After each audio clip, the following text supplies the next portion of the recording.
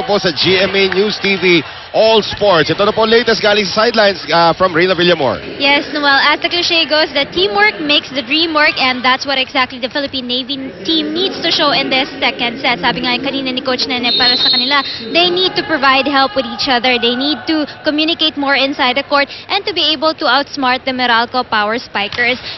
Kailangan din nila mas maging responsive dito sa larong ito, meaning to say that they have to be quick to adjust. On the other side of the court naman, para sa ating Meralco team, Coach Oliver told the girls that hindi malakas ang palo na binibigay sa kanila ng Philippine Navy dito, kaya wag silang magmadali sa blocking nila, to play it slowly but surely, and the challenge for them is just to provide consistency all game long. Back to you guys. Well, consistent naman yung mga tira dito ni Panenga. Susan hits it into the net. Ang problema, ang tindi na ng floor defense bigla ng Philippine Navy. Yung sinasabing defensive pattern kanina ni Nene Ibanez is now working for the Lady At Sailors. hindi talaga sila namamatayan ng bola. Makita mo kahit ma-check or matapik-tapik na lang yung bola, basta mabuhay, gagawin talaga ng Philippine Navy. Morada into the net sa kanyang serve. 9-5. Lamang po ang Lady Sailors. 4 points na lamang ng Navy and 6 ang unforced errors ngayon ng Meralco. So, Wow. as you can see, hindi na nila kailangan at the course of this game unforced errors. Well, may Prochina ngayon to put it in play. Kainglet is there. April Jose ngayon, bibigay kay Paneng. Ay, nakon! Talim ng tira ni Paneng. Kailangan na daw, sabi ni Paneng Mercado. Baon na baon yung tira doon ni Paneng Mercado. Parang pinako yung Mikasa sa court. Itatu daw. Itatu. Maraming pako yun. Mikasa is the official ball of the Shakey's V-League. Ito ngayon si Paneng Mercado. Janet Serafica ng gulat. Phil Kainglet. Serafica ngayon. Kitero Sali out of position. Mercado. Jose. Wang. Nice dig that time by Laborte. And the attack by Susan goes long. Nasa ilalim siya ng bola pero pinipilit pa rin niyang lakasan yung palo niya. So pag ganun talagang mag-outside talaga yan pag nasa ilalim ka na. Well, we were talking about Sisha Nebrida earlier, and here she is. So yan na, may UE connection na dyan as Nebrida and Rosalie are on the floor at the same time at hiyawan yung mga kasama doon ni Lucette Dawis. Fans, mga teammates. Mga teammates sa UE, mga supporter ng UE. Ayan na po, pinasok na po yung dalawa niyong bata. Nebrida, Rosale, Serafica ngayon, setting up Sisha, and Sisha goes long. Nag-warm up itong si Nebrida ngayon pagpasok niya. So 9-8, isa na lang po ang abante rito ng Philippine Navy. Karamihan to galing sa mga hitting errors from Susan and Nebrida. There's Mercado. Kais is there. Mick from behind. And Mick finds the other side at sabi ni Jen Reyes, oops. Tumingin pa siya sa line judge. Sabi niya, kuya, nakita mo ba yun? Ito na, nako, ito maraming fans kung papasok. Rosales sits. Pinky Fajardo sees her first action of the game. At papasok siya para mag-serve. Noong linggo, dami niyang fans na kasama eh. Saan na sila ngayon? Na-overpower ng Meralco ito. Mga fans ng Navy. Titignan natin dito what Pinky Fajardo can do from the service area. Jen Reyes.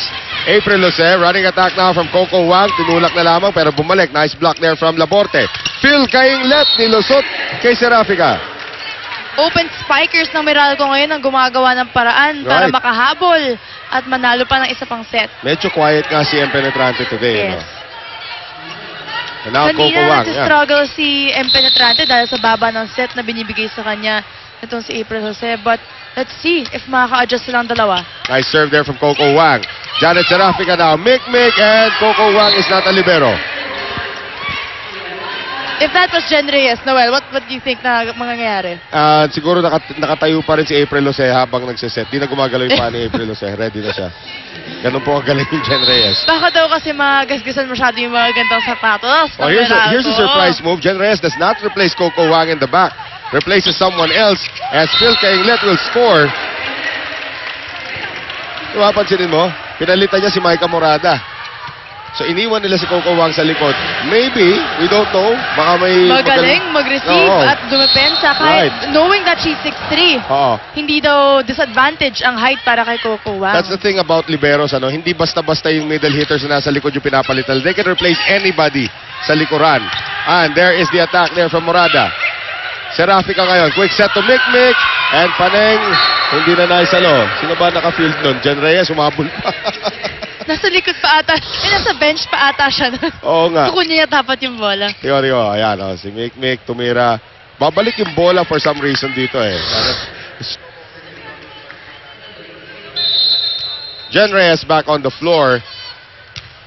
Seraphic, ganda na serve ni Janet. Matulis na matulis. Hindi man lang umangat dun sa net Right. yung bola. Janet Serafica getting it done. Lamang ng tatlo ang Navy. Kinabahan daw siya. Akala niya net na. Timeout ngayon. Oliver Almadro. Serve yan. So, receive formation muna tayo, okay? So, malakas yung nasa front natin. We have to receive lang. So, galing sa timeout, makagaangan ng serve. So, confident lang sa receive. Yung consistency, balik natin. No? Yung consistency, wala nagpapabaya tayo sa mga transition plays, eh. Okay? Pag nagka-transition, jump set. Para mag-abot kayo lahat ng mga quick at jump set. Okay, let's go. Guys, let's go! Ulit ni Phil Kahinglet. Pinakita pa yung ito yung baso ko. May number 15. 13 to 10. Labeled na labeled. Oo. Organized ba?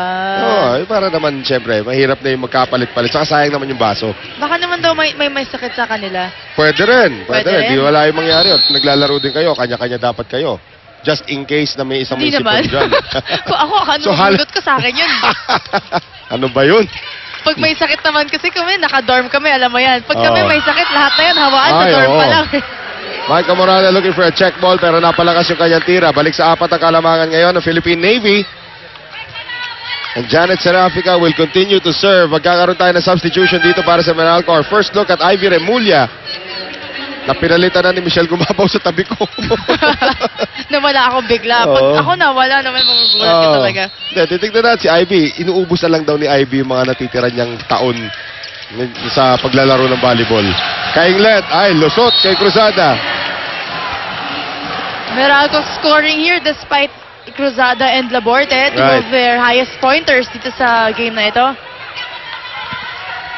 And now, Phil Kainglet smiling as she serves. Yan, Shisha Nebrida. Ganda ng basa niya ron. So, kakaroon ng palitan ng tao. Pinky Fajardo will sit. Quintero Sale returns. So, Kainglet, isa sa mga players nagkakamali na nakangiti pa din. Ah. Masaya maging teammate yung mga ganyan eh. Yung pag, ikaw, kahit pag ako nagkamali. Oo. Ay, Hindi ka- ikaw nga. hindi ka Ikaw kasi sinasagot. ngiti ka talaga. Ako din, ako. May mga iba dyan seryoso. Ay, isama na natin yung Abby Maranyo. Hindi, hindi ngumingiti minsan yun. Palaban yan. Oo, palaban. Ito rin, si Quintero Sale. Palaban din. Jen Reyes in the air for Paneng Mercado. And Paneng finds the line. Trabaho ng sweeper yan. Yon. Yan ang pinag-uusapan natin kanina. And Nebrida acknowledges that she was not in the right position. So 15 to 12. Maureen Penetrante Owano. Ganda ng serve. Serafica. Quintero Sale. Nakaabang naman doon si Remulla. Here is Cruzada. Binuhay ni Kainglet. Ivy. And Ivy scores over everybody. Ivy Remulla, hindi lang power. Sinasabi niya, ang may Oo. ang dala-dala at baon-baon niya ngayon. At si Ivy scores her first point of the game. 15-13. Dalawa na lang ang abante ng Philippine Navy. Penetrante. Laborte. Serafica. Backset ngayon for Cecil Cruzada. Mercado is there. Kainglet setting for Mercado. You never thought you'd see that. Here is Serafica ngayon. Quintero Sale, lulusot. Here is Ivy. Serafica. Mikmik. Jose, quick set. Coco Wang. Nagkakaabot ng si Coco Wang tsaka si April Se, which we saw in the first set kanina. That's why we have not seen Carla Bello in this game. As we take a look at a slow motion replay brought to us by Rexona Anti-Perspirant Deodorant. It won't let you down. High percentage attacks coming from Coco Wang, pero credit half her points sa magandang recognition ni April Jose. Yes. And of course, pag maganda ang sineset ni April Se, alam mo maganda ang laro ni Jen Reyes, which of course, nag-uumpisa naman sa receive niya. Paneng Mercado. Kais with the dig.